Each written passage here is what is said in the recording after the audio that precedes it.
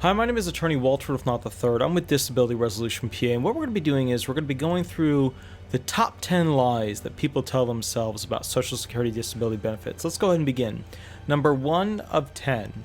So a lot of people, they tell themselves lies as they go through the process, but the big one here is basically that people believe they are severely impaired when they are not truly severely impaired. And I want you to understand the basics of how this system works, and we're going to do a very simplified summary version. You have mild impairments and moderate impairments. Most people fit into the moderate impairment category.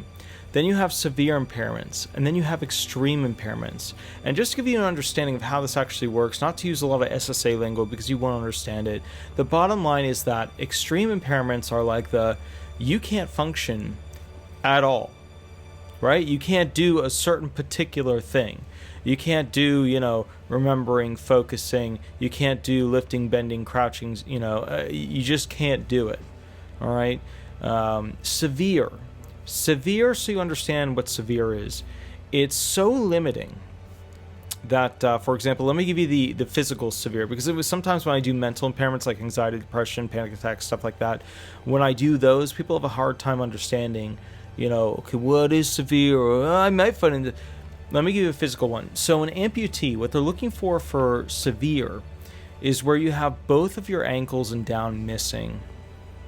Or, for example, your entire leg and half your hip. That's considered severe.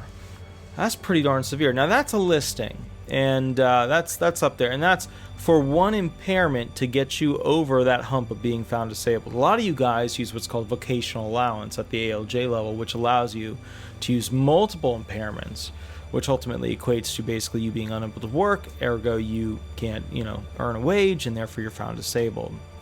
So the first thing I want you to understand is that I want you to go study what a severe disability is. I don't want you to spend a lot of time, I'm just watching the dogs, I don't want you to spend a lot of time trying to figure out what other types of severe are, or what the definition of the I understand it's complicated, I get that. If I bring up the exact definition of what severe is, you're going to go, oh, that sounds like I could fit into it. No, here's the trick. Look up the actual listing for what your most severe impairment is. So let's say it's a back problem, it's going to be in the 1.0s. Let's say it's a mental problem, it's going to be in the 12.0s. Look up the cardiovascular, the special senses, stuff like that. But look up what your impairment most likely fits into that category. If it's not listed, look up something that might be similar to it. And look at what they're looking for severity. Like take, for example, the eyesight thing.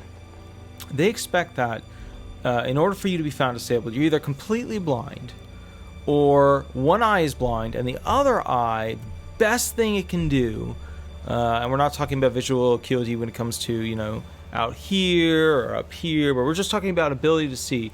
The ability to see is the 200 rating, which is like, when you look at that Snellen chart, right, it's the biggest letter on there, that your best eye, under correction, right, so it's been correct, your best eye can only see that giant letter at the top.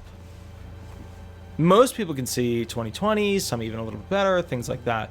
But that's the biggest letter, and that's all you can basically make out. Think about that. Now, some of you are like, oh, I can, maybe I can fake that.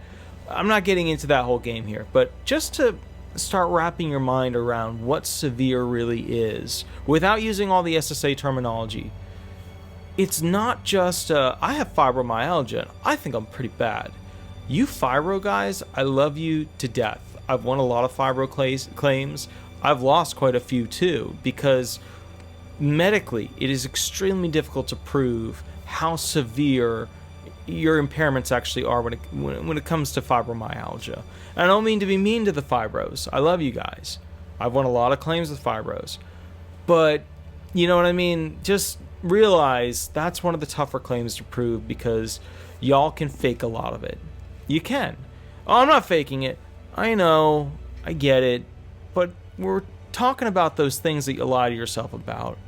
And you got to start to think, maybe I don't know what severe really is. Hold on, I got to check what the puppy is chewing on.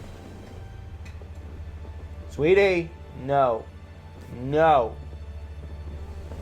So I just need you to understand, like, when it comes to the severity of something, this is not to make you feel like poo.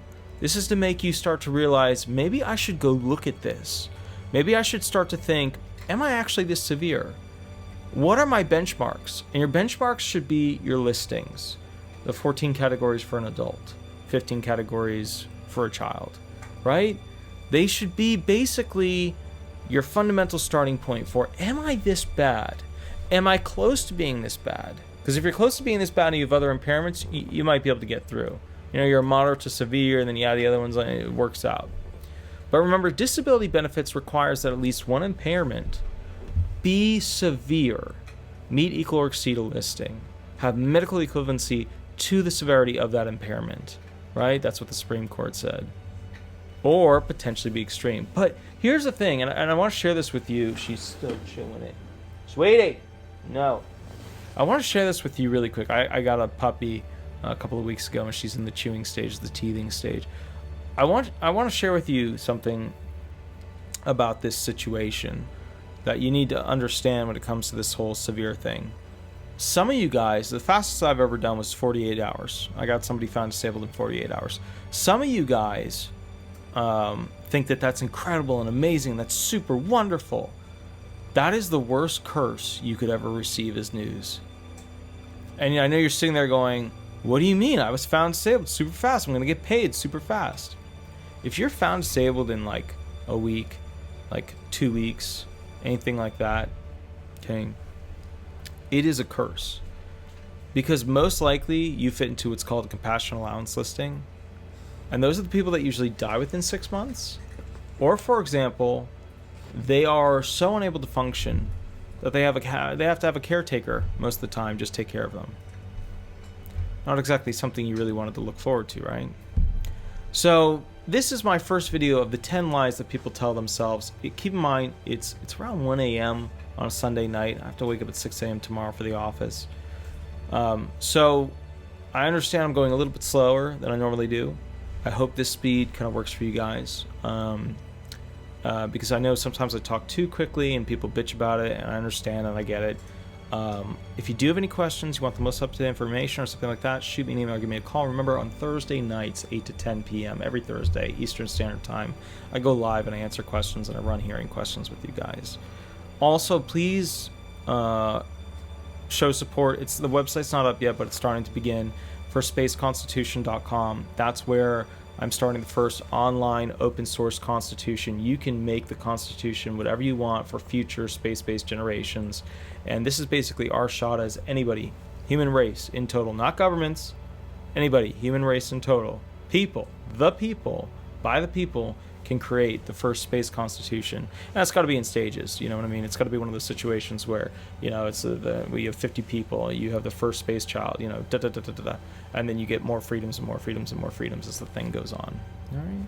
My name is Attorney Walter Rudolph Hnot III. I own Disability Resolution PA. Have an absolutely wonderful day, and we will go from there. Thank you so much. Bye-bye.